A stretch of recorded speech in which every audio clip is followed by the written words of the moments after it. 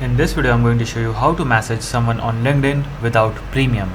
For this, open the profile that you want to message on, and then here you will see the message button is locked and it says try premium for free, but we don't want to buy premium. So for this, we will go down and see if we have a group in common or not. So in highlights, you can see that we have one mutual group, that is video editing learning group.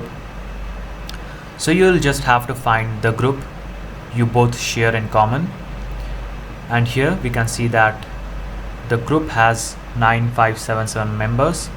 Click on show all members and then search the name of the person you want to message, and then click on message button. Here you will see that message button is available for free without premium to that exact same person. And here type your message and click on send. So that's how you can message someone on LinkedIn without premium. Like and subscribe if you found this video helpful.